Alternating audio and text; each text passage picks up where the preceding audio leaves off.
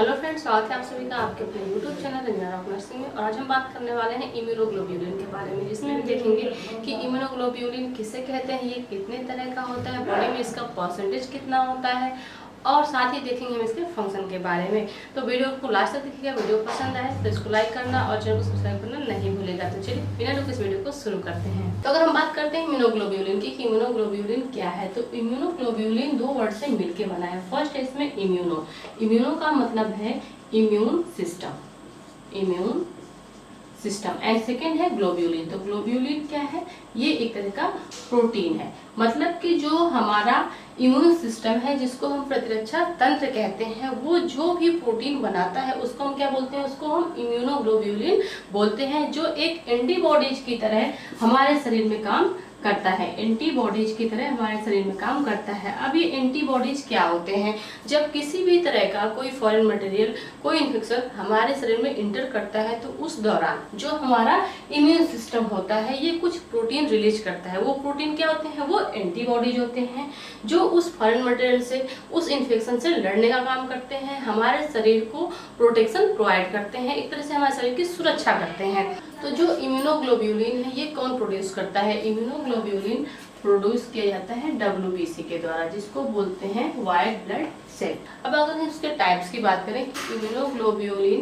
कितने तरह का होता है, तो ये 5 तरह का होता है। अगर हम इसके टाइप्स देखें तो ये कितने तरह का होता है, 5 तरह का होता है। इसको याद करना थोड़ा सा कठिन लगता है, लेकिन हम निमोनिक्स के थ्रू इसको इजिली याद कर सकते हैं। जैसे अगर हम देखें कि नॉर्मल हम क्या खेलते हैं, गेम खेलते हैं। अगर हम इसमें डी जोड़ते हैं तो ये हो जाएगा गेम। अब इसके थ्रू हम जितने भी 5 टाइप के इम्यूनोग्लोब्यूलिन हैं इनको आसानी से याद कर सकते हैं। जैसे अगर हम यहाँ पे देखें तो फर्स्ट इसमें क्या है, जी। फर्स्ट इसमें होगा IgG, इम्यूनोग्लोब्यूलिन जी। IG से क्या होगा, इम्यूनोग्लोब्यूलिन, और जी क्या है, ये इम्यूनोग्लोब्यूलिन का टाइप है। तो अगर हम IgG की बात करते हैं, इससे पहले हम समझ लेते हैं कि जब शरीर में किसी भी तरह का वायरस, बैक्टीरिया या फिर फंगस इन्फेक्शन कॉज करता है, तो उस दौरान जो हमारा इम्यून सिस्टम होता है वो एक स्पेसिफिक प्रोटीन रिलीज करता है, मतलब एक स्पेशल एंटीबॉडीज का निर्माण करता है। ऐसा नहीं है कि जो पहले से शरीर में एंटीबॉडीज पड़ी हुई हैं, जब भी शरीर में किसी भी तरह का इन्फेक्शन हुआ तो जो शरीर में पहले से एंटीबॉडीज पड़ी हुई हैं उन्हीं को भेज देगा। ऐसा नहीं है, हर इन्फेक्शन के लिए, हर इलनेस के लिए अलग तरह की उसके अकॉर्डिंग हमारा शरीर क्या करता है, एंटीबॉडीज डेवलप करता है। तो अगर हम यहाँ पे बात कर रहे हैं IgG की, ये तो फर्स्ट हो गया। सेकंड क्या है, सेकंड है A। तो A का मतलब होगा IgA। थर्ड क्या है, थर्ड है M, मतलब IgM। फोर्थ क्या है, IgE, एंड फिफ्थ क्या है, IgD। तो ये 5 तरह के इम्यूनोग्लोब्यूलिन हैं जो हमारे ब्लड में पाए जाते हैं। जब किसी भी तरह का इन्फेक्शन होता है तो जब हम ब्लड टेस्ट करते हैं तो इन इम्यूनोग्लोब्यूलिन के द्वारा ही ये मेजर किया जाता है कि कौन सी बीमारी, कौन सा इन्फेक्शन व्यक्ति को हुआ है, क्योंकि जिसका लेवल बढ़ा रहेगा उसी के हिसाब से हम इसको आइडेंटिफाई करते हैं। तो अगर हम बात करते हैं फर्स्ट ऑफ ऑल IgG की, जो इम्यूनोग्लोब्यूलिन IgG है उसकी, ये सबसे लार्जेस्ट होता है, सबसे लार्जेस्ट इन नंबर, मतलब कि संख्या में ये सबसे बड़ा इम्यूनोग्लोब्यूलिन होता है।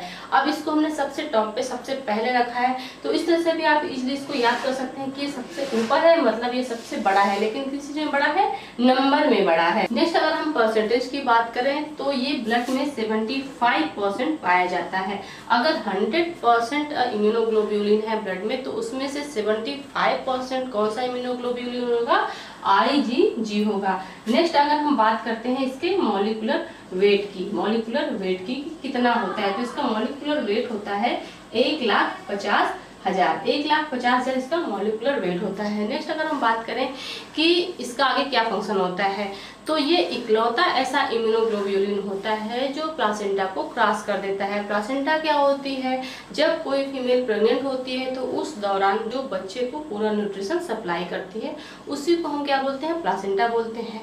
तो उस प्लासेंटा को ये इकलौता ऐसा इम्यूनोग्लोब्यूलिन है जो क्रॉस कर जाता है, तो हम कह सकते हैं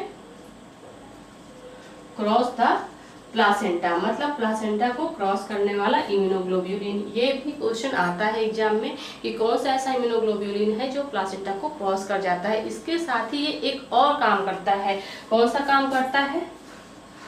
प्रोवाइड नेचुरल पैसिव इम्यूनिटी, मतलब कि ये क्या प्रोवाइड करता है? तो नेचुरल पैसिव इम्यूनिटी है वो प्रोवाइड करता है। नेक्स्ट ये क्या करता है? Appear late but persist longer, मतलब कि जो ये आईजीजी इम्यूनोग्लोब्यूलिन है ये क्या होता है? लेट अपीयर होता है, लेकिन ये लंबे समय तक काम करता है। जैसे अगर कोई क्रोनिक इलनेस है तो उस दौरान क्या होगा? आईजीजी जो इम्यूनोग्लोब्यूलिन है ये काम करता है। अगर हम ब्लड टेस्ट करवाएंगे तो हमको ये वाला जो इम्यूनोग्लोब्यूलिन है ये मिलेगा ब्लड में। तो इसका मेन जो कैरेक्टरिस्टिक है वो क्या है कि ये प्लासेंटा को क्रॉस कर जाता है। साथ ही जो कोई क्रोनिक इलनेस होती है उसमें ये लेट अपीयर होता है, लेकिन लंबे समय तक हमारे शरीर को एक तरह से सुरक्षा ये प्रोवाइड करता है। नेक्स्ट अगर हम बात करें आईजीए की, जो आईजीए है इसकी कैरेक्टरिस्टिक क्या है? तो जो इम्यूनोग्लोब्यूलिन आईजीए होता है ये क्या होता है? ये कहाँ पे मिलता है? ये ब्रेस्ट मिल्क में मिलता है। ये ब्रेस्ट मिल्क हो गया, म्यूकस एंड ब्लड, मतलब कि शरीर से जो भी सिक्रेशन निकलता है उन सब में कौन सा इम्यूनोग्लोब्यूलिन पाया जाता है? उसमें पाया जाता है आईजीए। जैसे अगर हम बात करें कि ब्रेस्ट मिल्क में कौन सा इम्यूनोग्लोब्यूलिन होता है, सलाइवा में कौन सा होता है, ब्लड में कौन सा होता है, म्यूकस में कौन सा होता है, तो इन सब में क्या होता है? आईजीए ही होता है। इसके दो टाइप होते हैं। जैसे अगर हम बात करें इसके दो टाइप होते हैं। फर्स्ट होता है सीरम आईजीए और दूसरा होता है सेक्रेटरी आईजीए। तो जो आईजीए होगा ये कहाँ पे मिलेगा? सीरम में मिलेगा। और सिक्रेटरी का मतलब कि जो भी सिक्रेशन है, जैसे सैलिवा हो गया, ब्रेस्ट मिल्क हो गया, उन सब में क्या मिलेगा? उसमें सेक्रेटरी आईजीए मिलेगा। लेकिन ये क्या है? ये है इम्यूनोग्लोब्यूलिन आईजीए। तो इसको आप इजली इस तरह से याद कर सकते हैं। नेक्स्ट अगर इसके हम मॉलिक्यूलर वेट की बात करें कि इसका मॉलिक्यूलर वेट कितना होता है, तो ये होता है 1,60,000। नेक्स्ट अगर हम इसके परसेंटेज की बात करें कि ये ब्लड में कितने परसेंट होता है, तो ये ब्लड में पाया जाता है 10 to 13%। और इसकी लाइफ होती है 6 to 8 डेज। तो ये इसके कैरेक्टरिस्टिक हैं जो इम्यूनोग्लोब्यूलिन आईजीए होता है। तो मैंने अभी आपको बताया कि कहाँ पे मिलता है? जो भी शरीर से सिक्रेशन हो रहा है। सिक्रेशन दो तरह से है। कैसे? एक तो सीरम है और एक है सिक्रेटरी। तो सीरम में आ जाएगा ब्लड और सिक्रेटरी में आ जाएगा ब्रेस्ट मिल्क, सलाइवा और म्यूकस। हम बात करते हैं इम्यूनोग्लोब्यूलिन आईजीएम की। तो ये क्या होता है? Largest in size. Largest in size, इसके पहले भी हमने ये टर्मिनोलॉजी पढ़ी थी लार्जेस्ट इन, लेकिन वो क्या था? नंबर में था। तो जो पहला इम्यूनोग्लोब्यूलिन हमने पढ़ा था आईजीजी, वो क्या था? लार्जेस्ट इन नंबर, वो नंबर में बड़ा था। लेकिन यहाँ पे जो हम पढ़ रहे हैं थर्ड नंबर का आईजीएम, ये क्या है? लार्जेस्ट इन साइज, ये साइज में बड़ा है। इसके साथ ही इसके परसेंटेज की बात करें तो ये टोटल जो इम्यूनोग्लोब्यूलिन है उसमें 5 to 8% पाया जाता है। किसमें? जो भी ब्लड में इम्यूनोग्लोब्यूलिन होता है उसमें सबसे अधिक क्या होता है? सबसे अधिक होता है आईजीजी। क्यों? क्योंकि ये नंबर में प्रेजेंट है और ये क्या है? ये साइज में सबसे अधिक प्रेजेंट है। इसकी खास बात ये होती है कि फर्स्ट इन रिस्पॉन्स, मतलब कि अगर शरीर में किसी भी तरह का कोई इन्फेक्शन होता है तो सबसे पहले जो इम्यूनोग्लोब्यूलिन रिस्पॉन्स करता है वो कौन सा होता है? आईजीएम होता है। इसके पहले हमने पढ़ा था कि जो आईजीजी होता है ये क्या करता है? ये लेट अपीयर होता है लेकिन लंबे समय तक रहता है। और ये क्या था? क्रॉनिक इलनेस में अपीयर हो रहा था। लेकिन वहीं पे जो आईजीएम है ये क्या है? ये फर्स्ट इन रिस्पॉन्स, जैसे इस शरीर में कोई इन्फेक्शन कॉज कर रहा है, अगर हम ब्लड टेस्ट करवाते हैं तो सबसे पहले हमको यही जो इम्यूनोग्लोब्यूलिन है ये देखने को मिलेगा। क्यों? क्योंकि ये तुरंत रिस्पॉन्स करता है, फर्स्ट रिस्पॉन्स करता है और ये एक्यूट इलनेस में देखने को मिलता है। नेक्स्ट हम बात करते हैं आईजीई की। तो जो आईजी इम्यूनोग्लोब्यूलिन है ये किसके लिए रिस्पॉन्सिबल होता है? ये रिस्पॉन्सिबल होता है hyper sensitivity and allergic reaction के लिए। एलर्जिक रिएक्शन के लिए। ये कहाँ पे पाया जाता है? जो रिस्पिरेटरी ट्रैक और इंटेस्टाइनल ट्रैक होता है उसकी जो लाइनिंग होती है वहां पे ये पाया जाता है। तो हम इसको कह सकते हैं it's produced in lining of respiratory and intestinal tract. तो यही मैंने अभी आपको बताया कि जो रेस्पिरेटरी ट्रैक है या फिर जो इंटेस्टाइनल ट्रैक होता है उसकी जो लाइनिंग होती है वहां पे ये जो इम्यूनोग्लोब्यूलिन है ये प्रोड्यूस होता है। और ये क्या होता है? ये हाइपरसेंसिटिविटी और जो एलर्जिक रिएक्शन होते हैं उनके लिए रिस्पॉन्सिबल होता है। नेक्स्ट इसका जो मॉलिक्यूलर वेट होता है, मॉलिक्यूलर वेट होता है वो 1,90,000 होता है, 1,90,000 होता है। और अगर हम इसके स्ट्रक्चर की बात करें तो जो इसका स्ट्रक्चर होता है वो कुछ IgG की तरह ही होता है। नेक्स्ट अगर हम बात करते हैं इम्यूनोग्लोब्यूलिन IgD की, तो इसका मेन फंक्शन होता है डिफरेंशिएशन ऑफ बी लिम्फोसाइट।